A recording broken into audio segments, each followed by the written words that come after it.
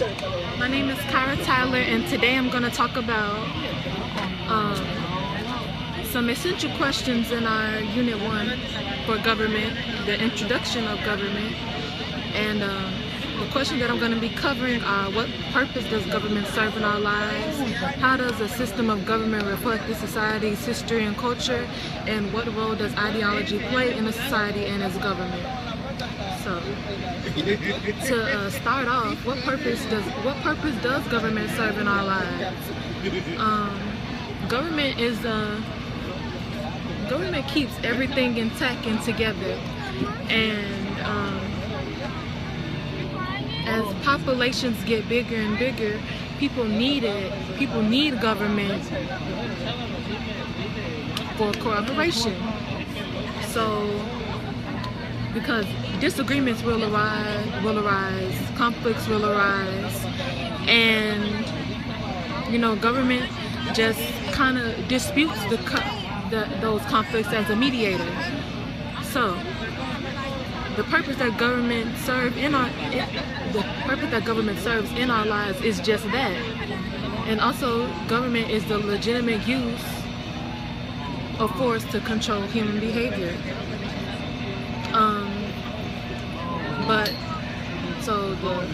There's four purposes of government. It's to maintain social order, provide public services, national security, and economic decisions. So maintaining social order, that's basically like the creation of laws, and it requires people to do things that they wouldn't normally do.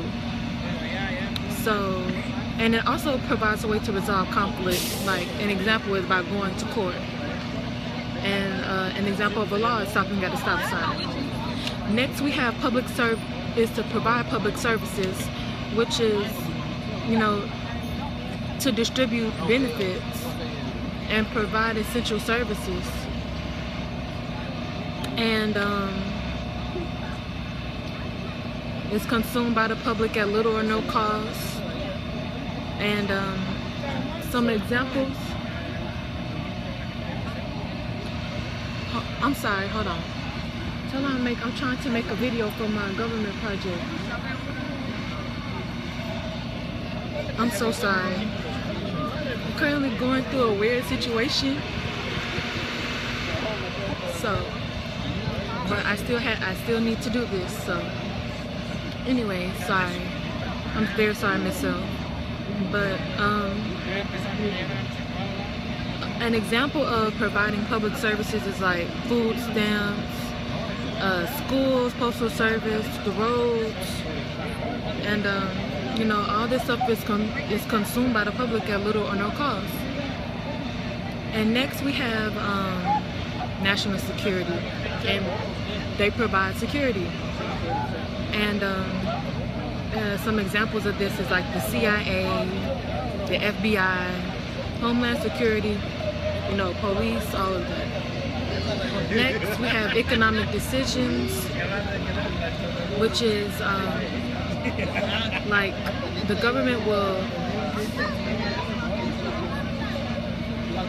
intervene when an economic crisis arises, and also pass laws to shape the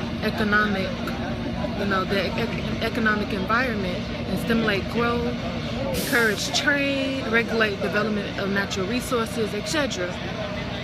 And all of these things are things that we really need. The next thing I'm going to talk about is: how does a system of government reflect society, history, and culture? Well, why government is created, there's four theories to that. There's the evolutionary theory, there's the social contract theory, there's force theory, and there's the right by God. The divine right theory, which is by God. But anyways, so the evolutionary theory, governments gradually evolves from extended families. So it goes from this little family, like a clan, to a tribe. And all the extended families keep all the little tiny families together. So this reflects a society's history and culture as saying like they put a lot of value in family for them to base their government off of that. Next we have the force theory, and that's a terrible theory in my opinion, because it's just where a powerful individual, just one person, is takes over an area by force. Like it's kind of like submitting to a bully, and that shows about the culture, that it can be a weak culture. You know, they don't know how to the people there, they don't know how to stand up for themselves, and I don't like that theory. I really don't. But I feel like that what it reflects.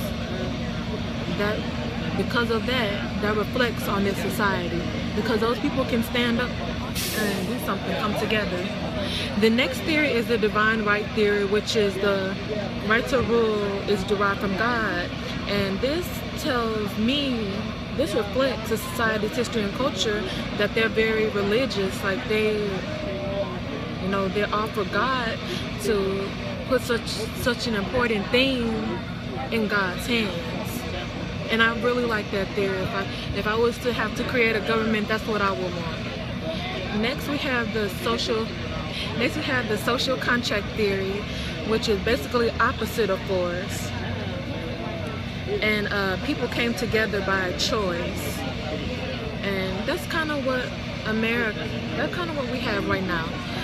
And you know, they want to work together for a common purpose, and it's voluntary. I like that government as well too. I would have to combine the divine right theory and the social contract theory together if I was to create a government. And the next thing I want to talk about is the role ideology plays in a society and its government. So there's a lot of different ideologies, but I'm going to hit well, actually I'm going to hit all of them. So we have radicals, liberals, moderates, conservatives, and reactionaries. So the radicals, they favor extreme change to create an altered or entirely new social system. And that means that, you know, they really don't agree with much. They don't agree with much that the government has to say. And liberals believe that government must take action to change economic, political, and ideological policies thought to be unfair. Then moderates, they hold beliefs that fall between liberal and conservative views, and usually include some of both. Then we have reactionary, which favors extreme change to restore society to an earlier, more conservative state. Then you have, oh, that's it. So, radicals. So, everyone has a different outlook on government. So everyone is going to react to government in a different, everyone's going to react to things that the government does in a different way. So these different ideologies, they bring up, because they have different views on what the government should be doing, they tend to clash, which begins arguments, which begins new laws, etc. So by that, it plays a role in society. And those are basically all the essential questions that I'm going to cover. I hope you learned something from this. And